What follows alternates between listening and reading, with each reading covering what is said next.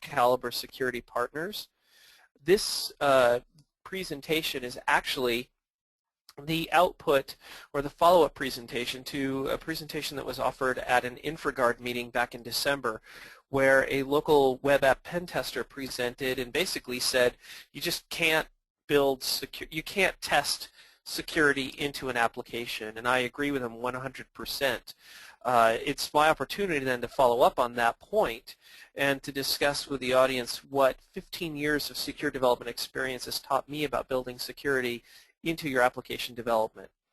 I joined Caliber Security Partners in 2013 because I believe security is achievable, and I wanted the opportunity to help as many organizations as possible to achieve high levels of security. My background, really briefly, from 1995 to 2006, I worked in product software at Microsoft Corporation. Since 1999, I've led security for product teams at Microsoft following the Microsoft SDL-C.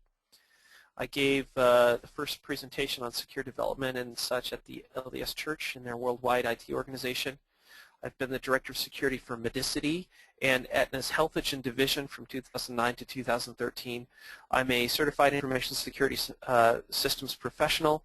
I am also a GX Certified Web Application Pen Tester, a Security Leader, and a GX Certified Incident Handler. So hopefully that qualifies me to speak on this subject.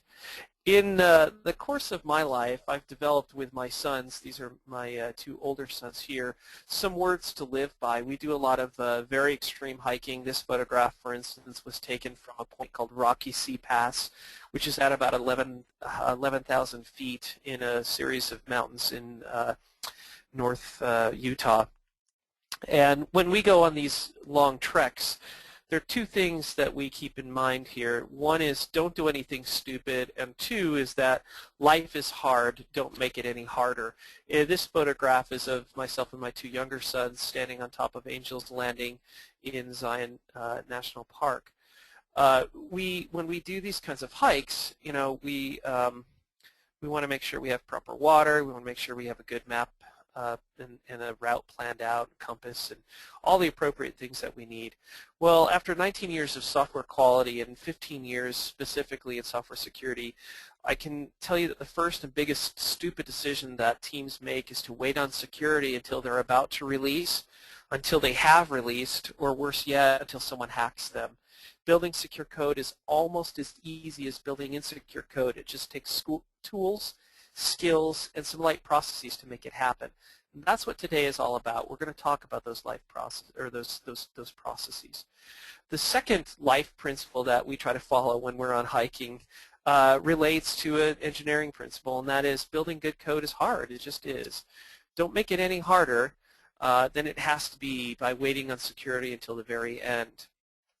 So the secure development lifecycle is really the tools, processes, and skills that are necessary to build increasingly secure code.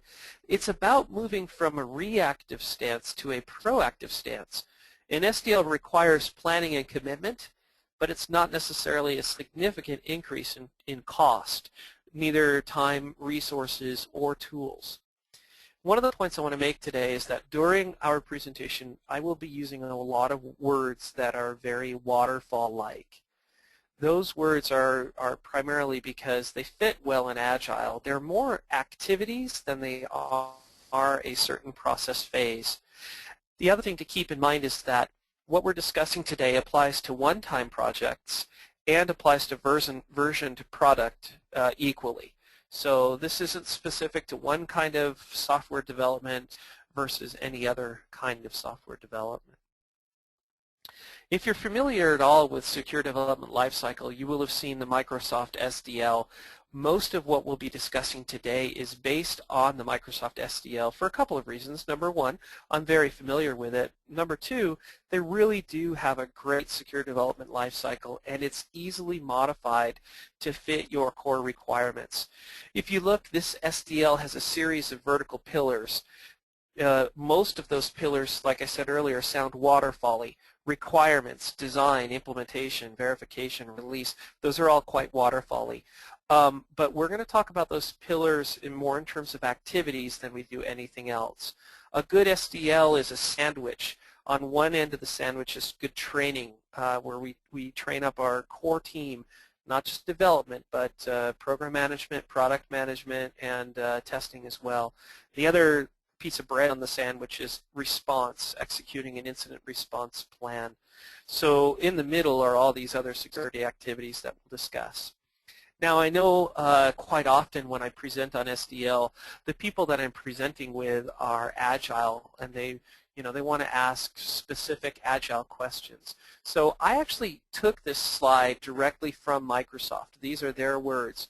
They point out that requirements aren't defined by frequency, are defined by frequency and activity, not by phase. So they have some things that they bucket into what they call every sprint requirements.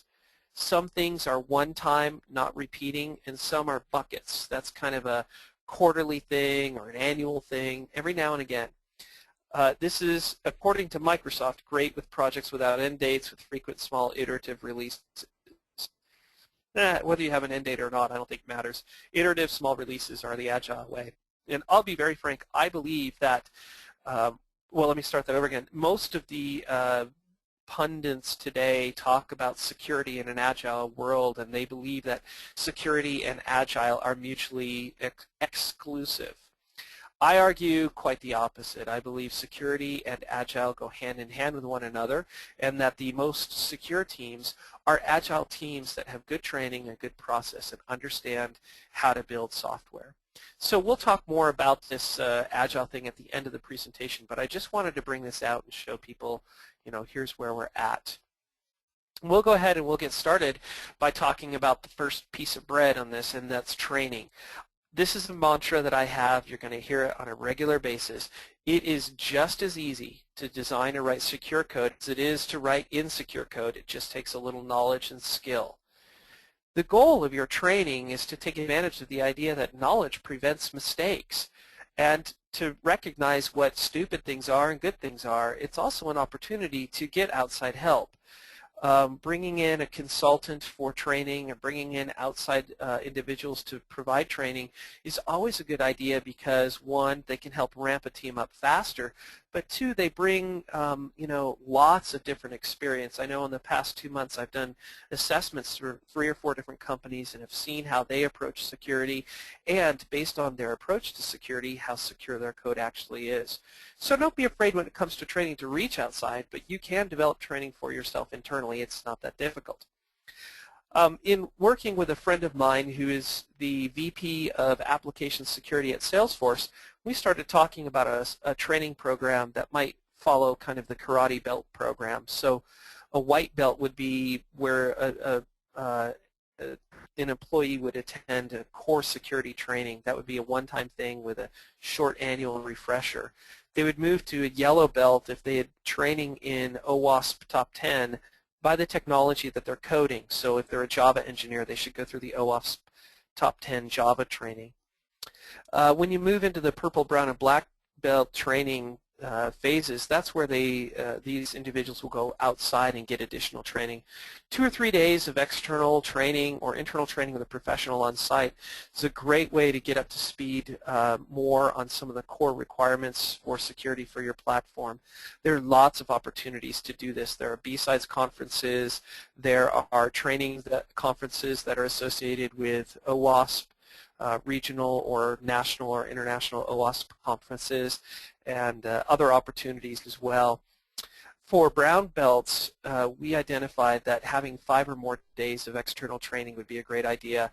SANS Institute offers a number of excellent certification and training courses. The GSSP, which is the Secure Software Programmer certification, is a very rigorous training in .NET or Java coding. Fantastic way to get going. And then to get that black belt, it takes a little bit more. Go get your brown belt and then come in and do an applied project that benefits the internal team. You can see that everybody needs to be a white belt. Everybody should be a yellow belt. Purple, brown, and black, not all teams not everybody on a team has to be an expert in this role. Each of your teams should have somebody or should have open access to someone who is this well trained in secure development, but not everybody needs to be there. So you can kind of make it fit. What I've discovered is there really are 2 or 3 kinds of engineers. There's the kind that could not care less about security. They're not the kind you want on your team. There's the kind that cares about security, but it's not a passion for them. They'll take the first couple of layers of training. They won't be thrilled to go much beyond that. But every once in a while, there's an engineer who's just thrilled with the idea of secure coding, really finds it interesting and becomes passionate about it. Those are the people that you want to see have a brown or a black belt and get involved in your company, across the company, providing leadership and understanding. So that's the training phase of the SDL. And again, my recommendation is don't be afraid to reach out to a company to bring them in. I'll put a pitch in for Caliber, not that you have to use us, but we do have a 2-day training that would accomplish the white and yellow belt levels. We have a core security training called Foundations of Security. It's based on a 40-hour course out of Stanford University and some open source slides from the same course, as well as a book called Foundations of Security, which is available on Amazon. So that's a 1-day thing, and that's intended for all of your team, product development and testing. We have then, on the second day, we have an OWASP Top 10 training for more technical people, so generally development and testing, where we go through each of the OWASP Top 10 and we show bad implementation, good implementation in whatever the target language is, Java, C#, Rails, whatever. Those 2 trainings work really well. The first day's training is all kind of the theory behind why do we write secure software, how do we do it, what's encryption, what's input, what are input attacks, and so forth. The second day, the OWASP stuff is very hands-on, very realistic. By giving your developers these skills, they're going to sit down and start writing code that's more secure, just out of the gate. They're just going to be thinking in a more secure manner. They'll recognize secure code, and the code that they produce will be more easily recognized. So that's the training phase. Now, when we move into requirements, if I'm in a waterfall world, there's an entire phase around requirements. And the goal of this phase, and in an agile world, the goal of this activity, when you're designing requirements for a given agile task, it's to determine how much security is enough. We do that by performing a security risk analysis. We look at the new features that are coming into the application and kind of figure out where are our risks, how large are the risks, and what risks do we need to mitigate. We also, at this time, want to determine what the privacy risk is by doing a privacy risk analysis. Most companies tend to blur the line between privacy and security. They're very closely related. But keep in mind, you can have an application that's working as designed, but that leaks people's private information. So you certainly want to be careful about how you build your application. During the requirements phase, or one of the requirements activities, is to set the security engagement process. What does that mean? That means how is this team going to manage security in this release? That means things like how are we going to do feature reviews? How will we measure security? How will we engage with the security team? What are our bug bars? And if you look at this, a lot of this sounds like the Agile definition of done. And in many Agile teams that I've worked with, they have rolled most or even all of their secure development lifecycle into the definition of done. By doing that, it makes it really, really measurable, and it makes it just part of the everyday work that you do in your team. Some other things to think about here. A feature review, if you're doing a waterfall application, you may have this whole release of all this work that we're going to do, and we'll sit down and kind of talk about this feature A and feature B and how they're going to be secure and so forth. That conversation could go on for a day or 2 or more. It depends on how big your release is. If you're in an Agile world, your features are very small user stories, and they're easy to be reviewed on a quick basis. And we'll talk about that momentarily when we break into this security review. But just keep in mind that Agile fits very well in this. The last thing that you want to do when you're doing your SDL requirements is to schedule security activities in the context of your project calendar. So that could be, if you're a waterfall project, you might be scheduling things out 2 or 3, 4 or 5 months. If you're in Agile, you might be talking about the next couple of days or weeks, whatever the length of your sprint is. So those are the requirements activities for a secure development lifecycle. The idea here is we're gathering requirements for our application, we're deciding what's going to be, what our security risk is, acceptable security risk is, we're deciding what acceptable privacy risk is, and listing that out as requirements as well. Obviously, we move from requirements into the design phase. And when we do a security review, really what it is it's a design review with a security perspective. In this phase, or in these activities, we're answering the question, how will security and privacy requirements be met? And these are the requirements that came out of the risk and privacy assessment from the previous slide.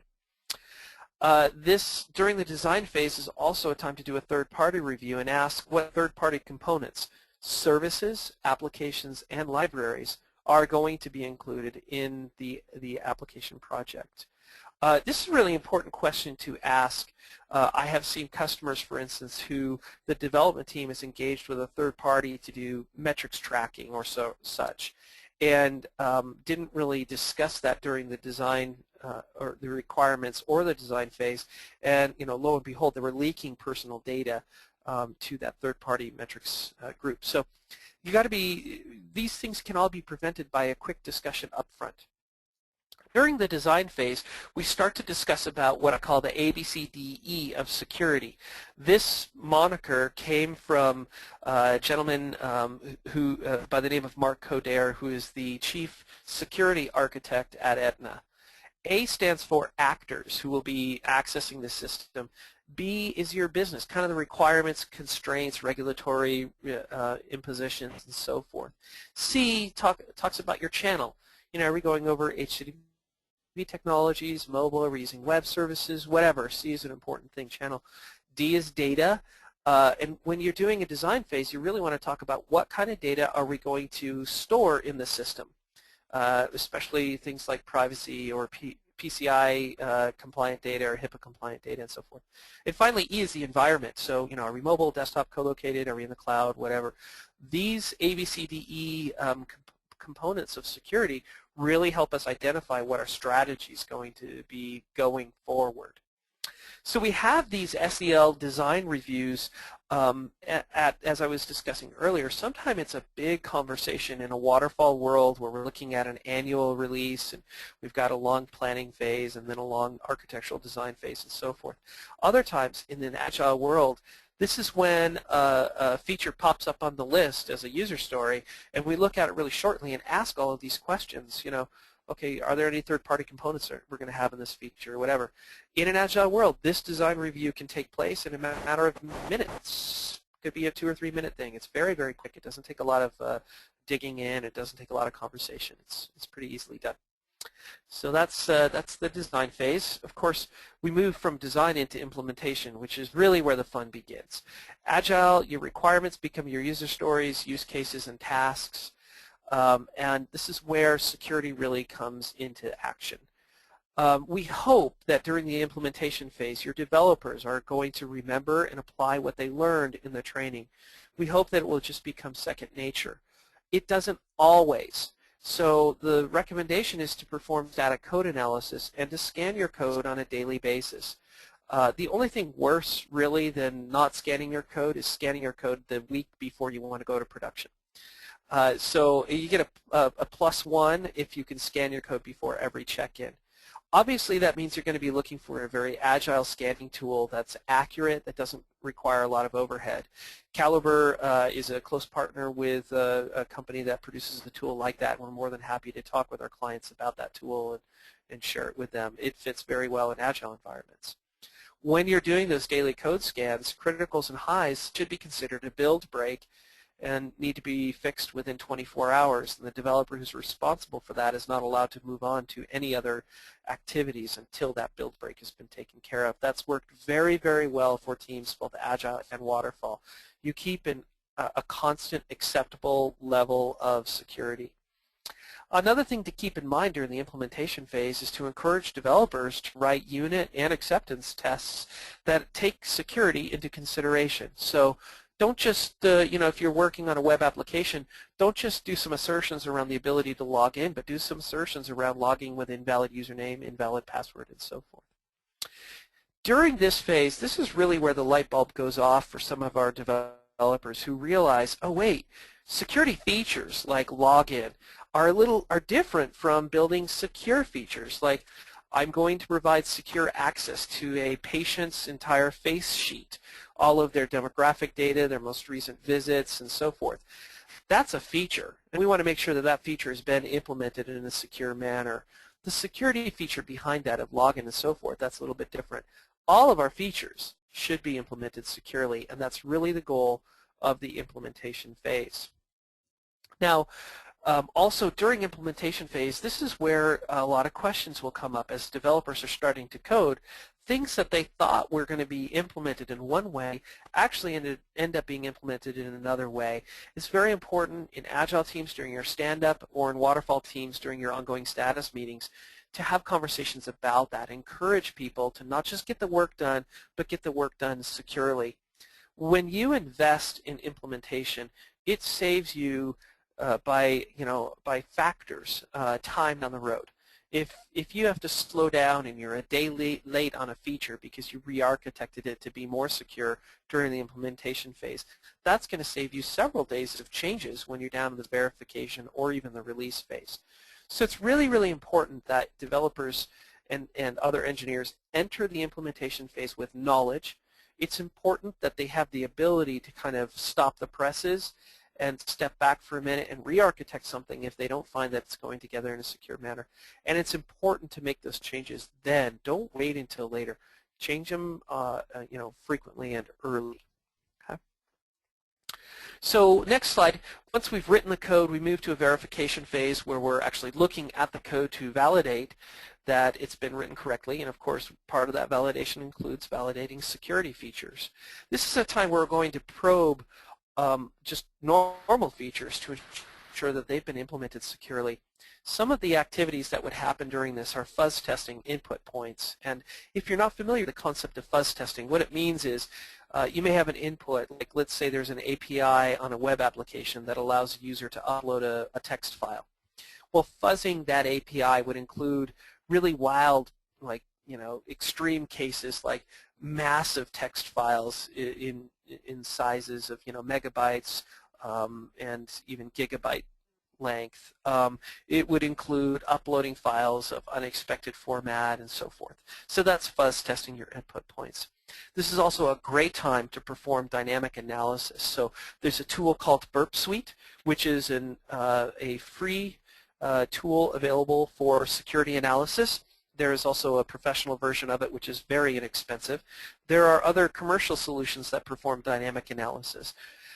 This is where these tools execute website code.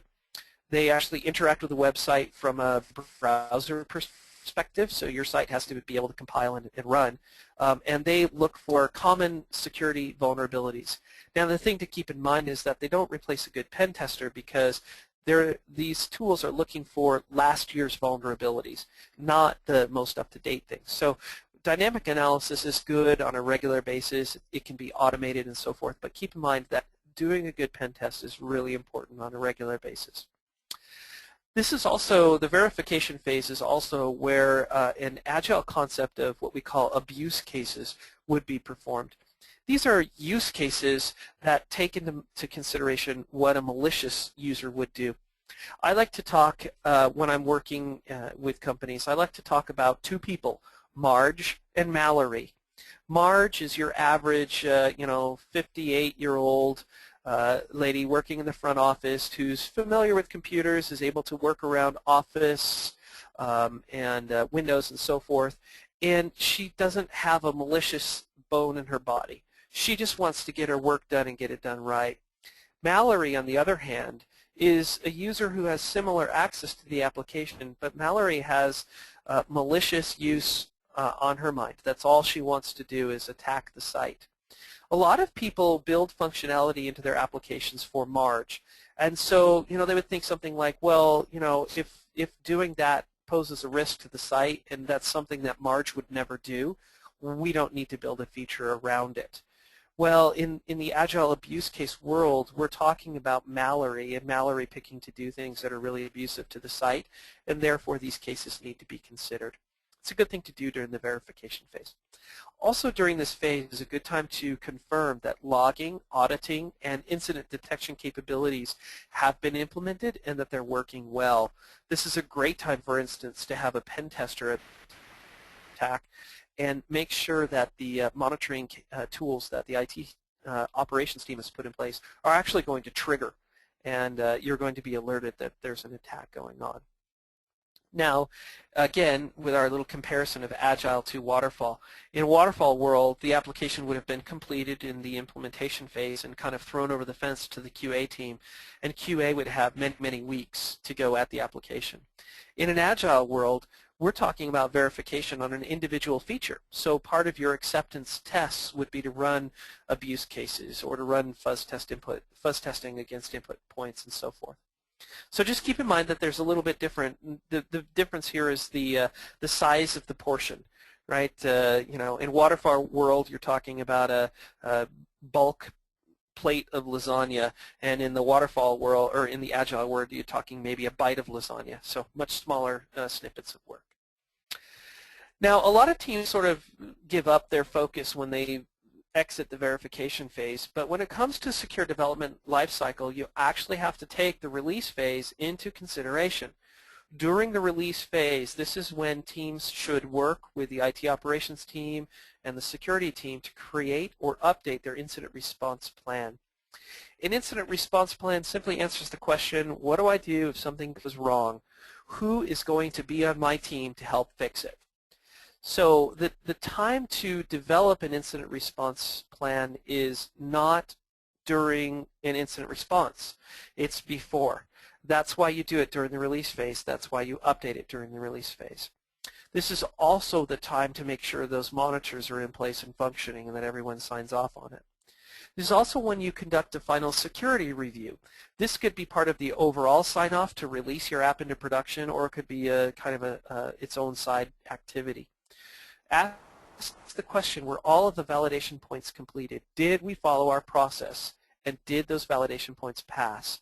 You'll also want to document the results, and if you're in a regulated industry, HIPAA, PCI, and so forth, this is when you want to hang on to the results of your validation.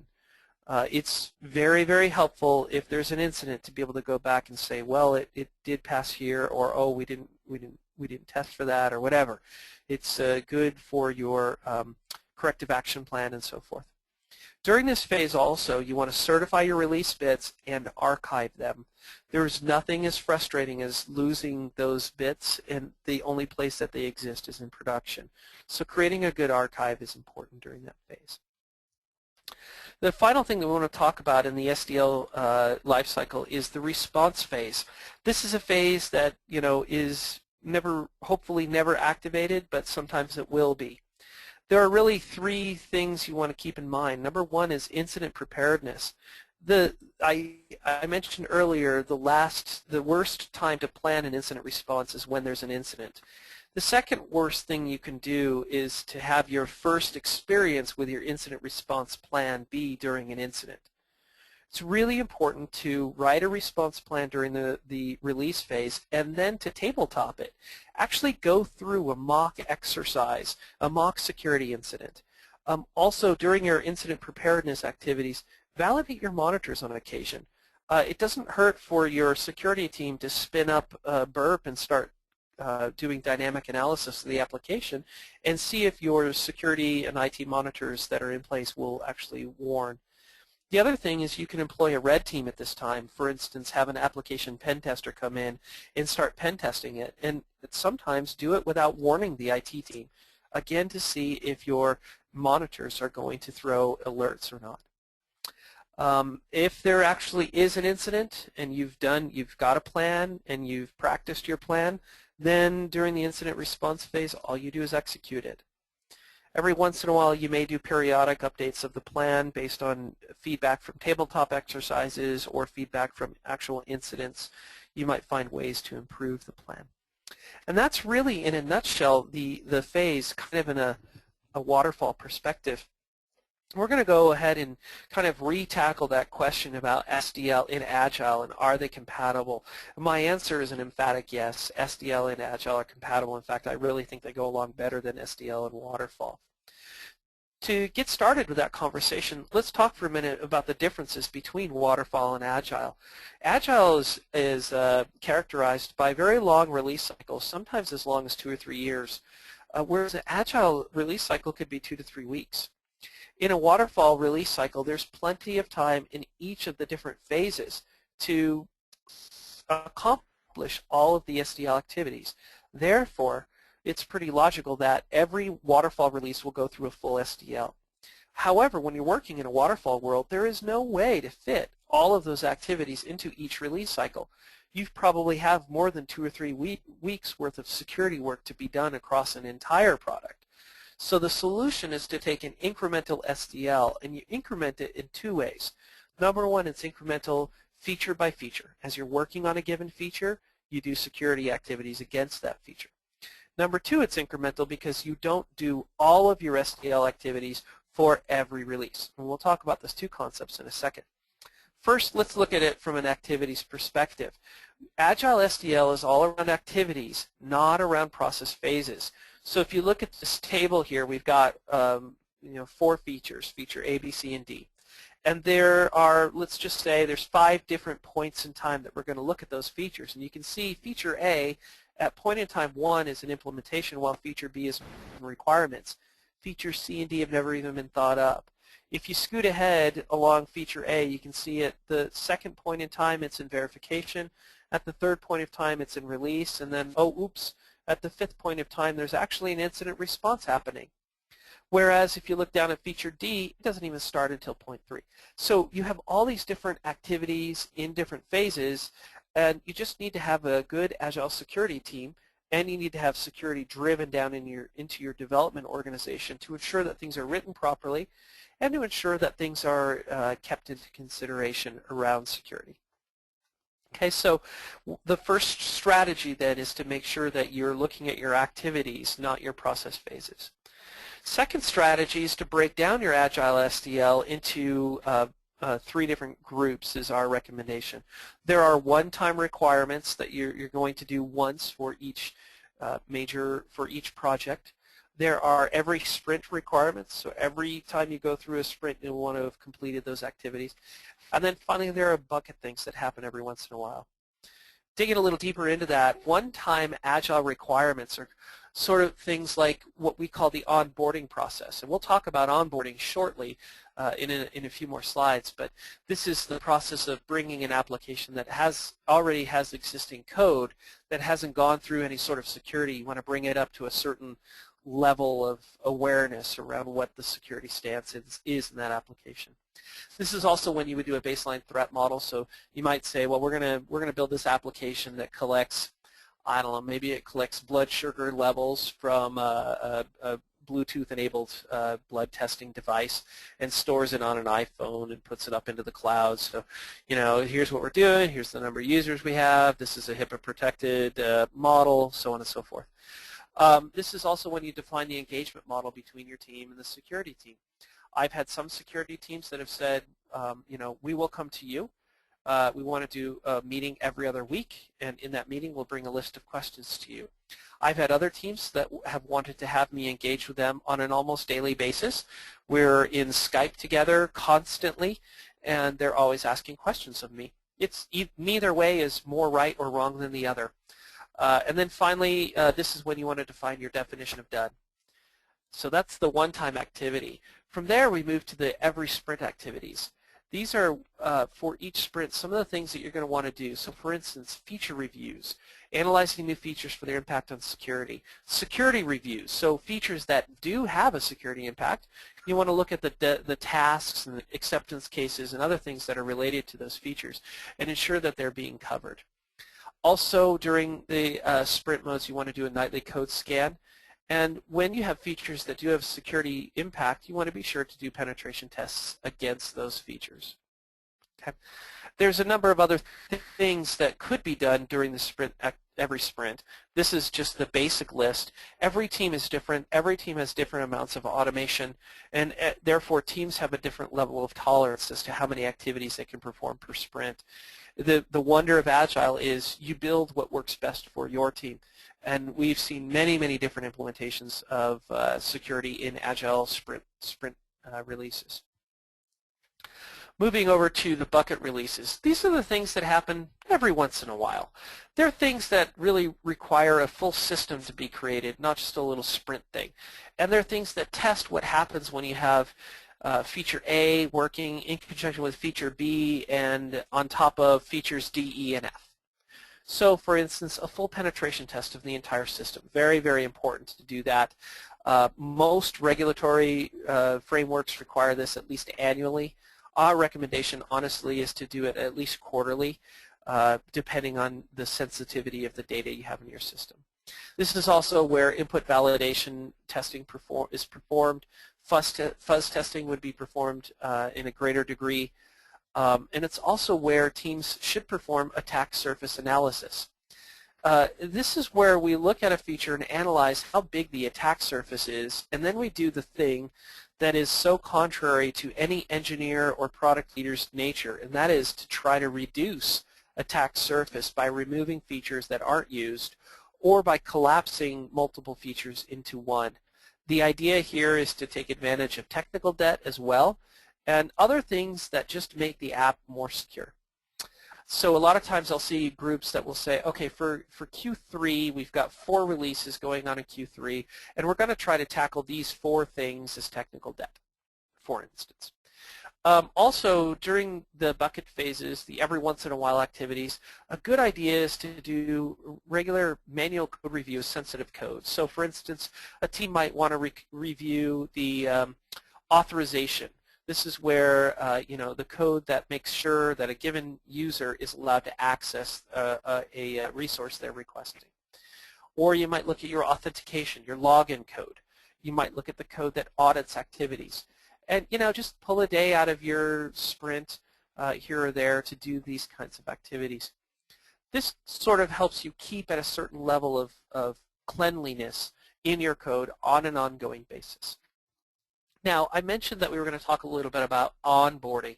The idea here is getting an application into an SDL. This is an application that's been started outside of a secure development lifecycle. The team may or may not be aware of its security stance, but we want to take some steps to ensure we figure out where it actually is.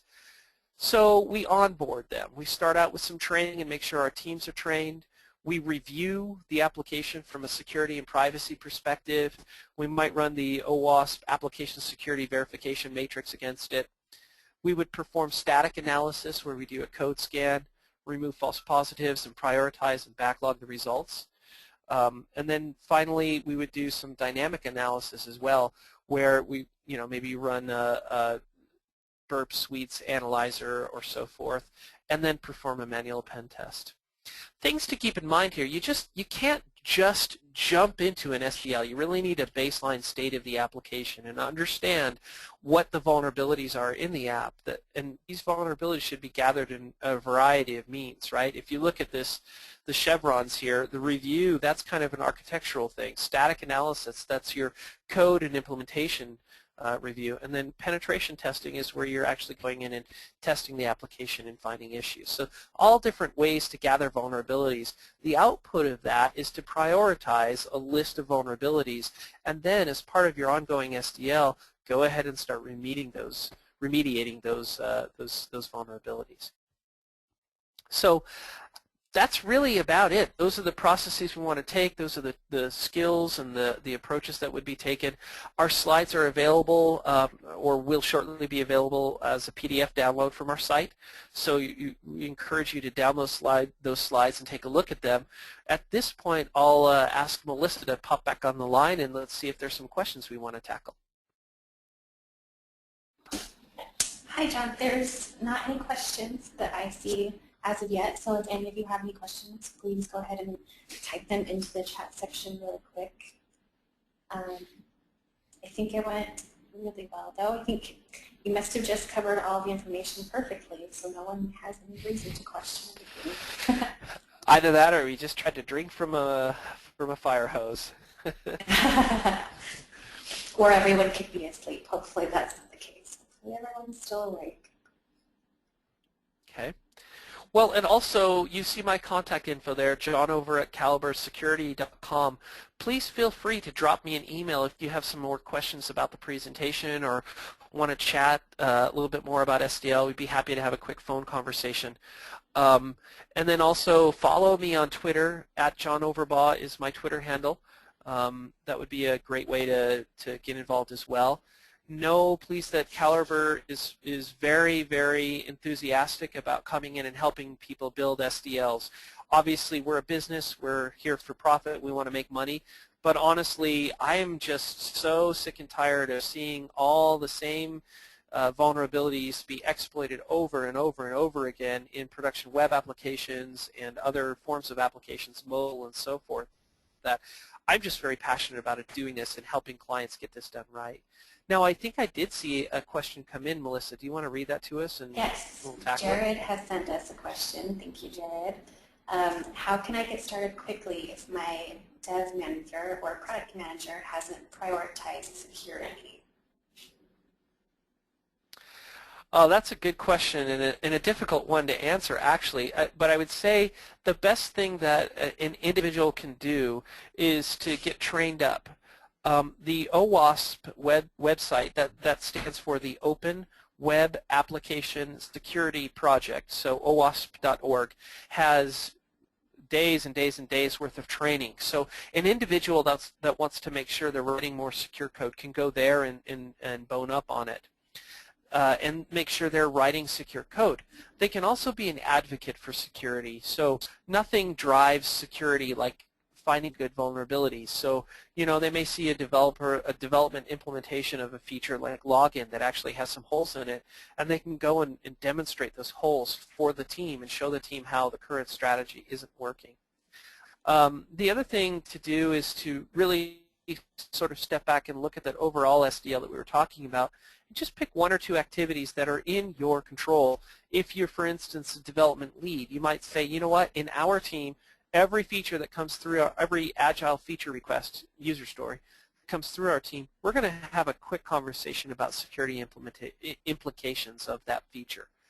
And that may be all that we do, but that's a good start. So baby steps. Great question. Were there any other questions that popped in? I don't see any other questions as of yet, so okay. I don't know. Well, great. Then I appreciate everyone's time. I hope this was helpful. I hope there was good information. If you have feedback on these slides as well as just questions, or on the presentation in general, I would certainly love to get those in email or whatever. So feel free to reach out to me, send me a quick note, and let me know how things went and what you thought about the presentation. Really am glad to be here, glad to have you attend as well, and just hope that some of what you've learned today will be a good takeaway and that we'll see a little bit more secure code in each of your organizations. Hope you have a great day. I'll turn the time back to Melissa to wrap it up. All right, thank you, John. I thought that was a really good presentation. I learned a lot of stuff myself. So I'm smarter for it. Thank you. We are going to try to have the video recording from this presentation posted on our website, hopefully by the end of the day today. So if you want to go back and rewatch, you're welcome to do that. And we also have another webinar coming up next month. We will definitely send you out more information on that, so we hope you're able to attend. And if there are no more questions, like I said, we'll just give the opportunity one more time to ask a question of John. If not, we'll go ahead and close out of the meeting.